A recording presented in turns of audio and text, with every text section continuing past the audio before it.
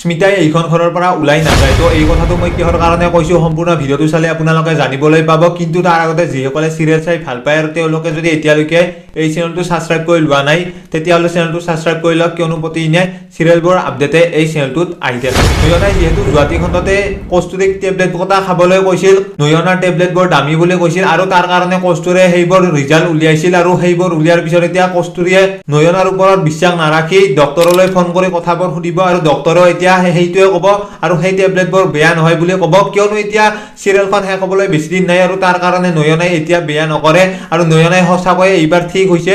কিন্তু এতিয়া দৰ্শনাৰ কথাটো জনাৰ পিছত ঠিক হয়নে আকৌ বেয়া পৰিস্থিতিলৈ যায়, তো সেইটো আপোনালোকে আজিৰ খণ্ডটিতেই দেখিবলৈ পাব। আনফালে দৰ্শনে আজি শান্তনুৰ আগত স্মিতাহঁতক দি বেলেগলৈ পঠাবলৈ ওলাইছে আৰু সেইটো কথা এতিয়া ভুল বুলি প্ৰমাণিত কৰিব, কিয়নো এতিয়া শান্তনুৱে অকলে তেনেকৈ থাকিব নোৱাৰে আৰু অকলে থাকিবলৈ বহুত কষ্ট হ'ব পিছলৈ যায় আৰু তাৰ কাৰণে এতিয়া সকলোবোৰ পাহৰি নতুনকৈ আৰু সংসাৰখন আৰম্ভ কৰাৰ কথা আজি দৰ্শনাই শান্তনুৰ আগত কোৱা আপোনালোকে দেখিবলৈ পাব আৰু শান্তনুৱে সেইটো কথা চিন্তা কৰিব দৰ্শনাৰ আৰু দৰ্শনাৰ সেইটো কথা চিন্তা কৰিয়ে এতিয়া কিবা এটা নহওক কিবা এটা উত্তৰ দিয়া আপোনালোকে দেখিবলৈ পাব।